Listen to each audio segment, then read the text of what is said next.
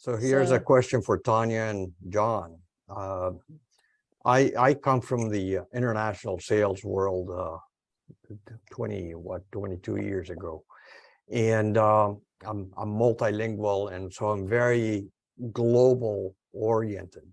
So the question for you is, how many business opportunities are approached by foreign individuals that are willing to come and invest to get a visa into the US? Is that something common? Have you seen it? Yeah, I mean, that's your investment visa is an E2 visa, and you'll have people from all over the world that are wanting to come in and get an E2 visa, which is usually a good, I think, for 2 or 3 years, and then has to be renewed.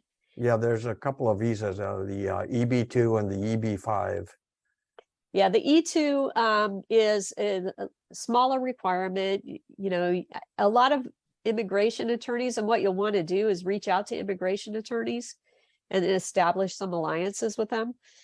But the E2 visa, literally an attorney, if they know how to package it right, can get an E2 for somebody that wants to do even a startup.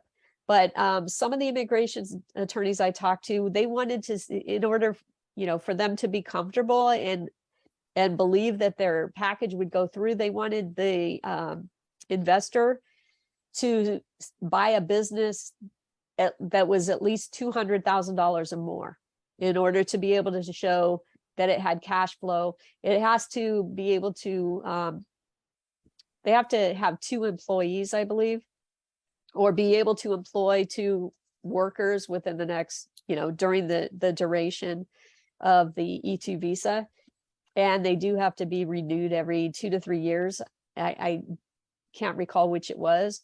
And they have to, basically, in order to renew it, they have to show that the business is profitable and that they are employing those two individuals, at least 2 individuals. So the EB5 is, I believe they get a green card. The EB5 is much harder to get, more expensive, I should say, and it requires that they employ 10 people. But a lot of the EB5s, EB5 investors invest in, oh God, I forget the term, but basically it's a regional center. So they'll invest in a regional center, and the regional center accumulates a lot of money, and then those funds are used to build hotels and things like that are more passive investments. The E2 requires that the investor owner operate.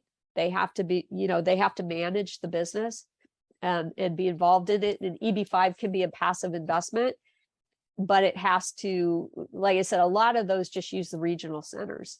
Okay. So I would say if you want to get involved with that, probably you're going to be more involved on the E2 side, but just establish some alliances with some immigration attorneys, and they can refer buyers to you that are looking to immigrate here, or you know, that are looking to invest in the US. That was actually in the plan, because we're so darn close to Canada that we have quite a few very good immigration attorneys, namely up in Bellingham.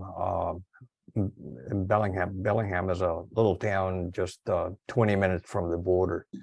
So that's great advice. And I can tell you the E2 visas, your best businesses in terms of your E2 visas are actually franchises.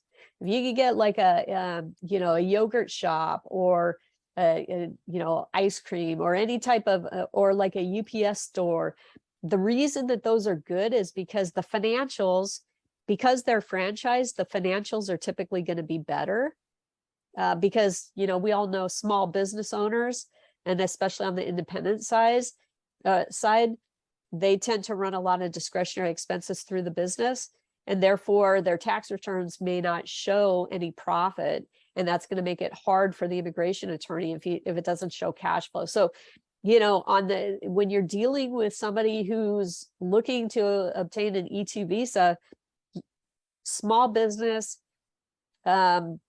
you know, 200,000 or more purchase price, books and records have to be reasonably clean. They just have to. And so, you know, the easiest way to find cleaner books and records would be franchise typically. That's Okay. great advice. Yeah. That's great knowledge right there. I mean, Yeah, that's good absolutely. stuff. That's good Yeah, stuff. appreciate that. Yeah, I mean, that's a great niche, Jorge. I mean, Yeah, if you look at a niche, that's fantastic, man. Holy cow. What a great idea. yeah, it's I've always been very international oriented. I've done business. In fact, when I was on the residential side, a client from Oregon asked me if I could help him buy a property in Spain, and sure enough, you know, I got the commission. I got a consulting fee to fly to Spain and get it closed. We closed it right on time. And I'm going to cold call some immigrant attorneys in Nevada just based on that, Yeah. just to see.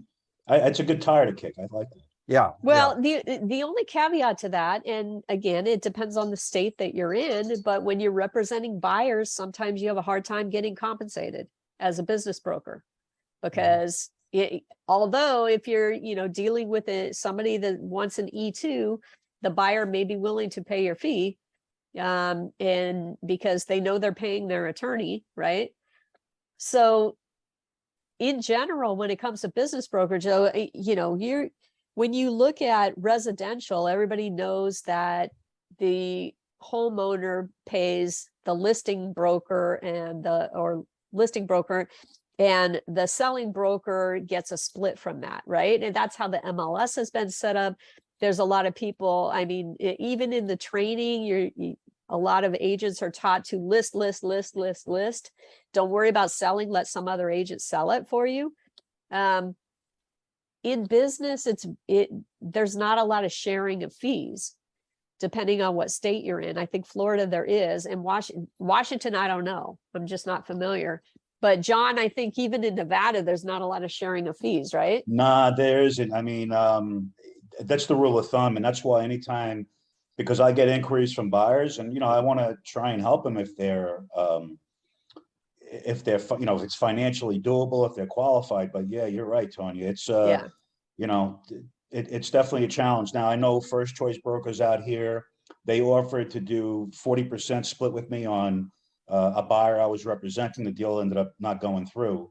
But it's a question I ask. If a buyer asks me to look into something for them, once I get the buyer agreement signed, if I'm going to scout for businesses, I ask the listing broker whether or not they're going to call up. And I tell the client ahead of time, I say, look, I'm charging a commission free because the other side is not going to pay me a commission. If they do, I'll take your fee in consideration, but I just upfront right away.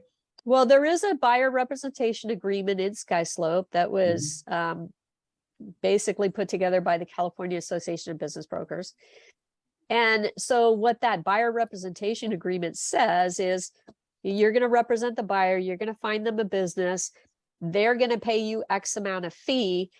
If you're able to collect a fee from the sell side at all, from the listing agent at all, it will apply and offset the fee that that the buyer has to pay.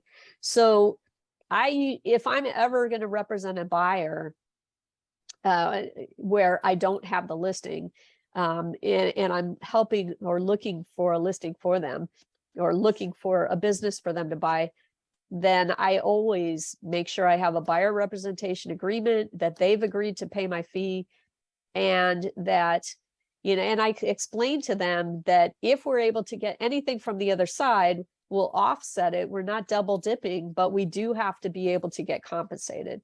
And then I explain to them that, the seller's attorney does not pay your attorney.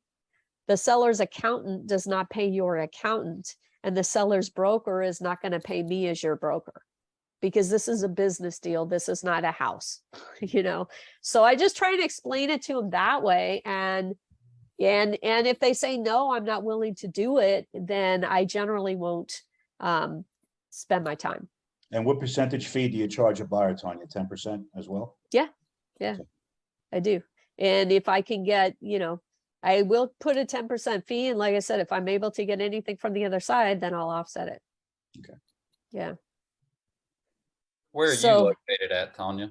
I'm in California, Okay. Southern California. I'm out, I was in Los Angeles area for a lot of years, and one of the silver linings of COVID is allowed me to move from LA. Yeah. So now I'm out in La Quinta, which is out by Palm Springs, Rancho Mirage, Indian Wells, that area, desert community.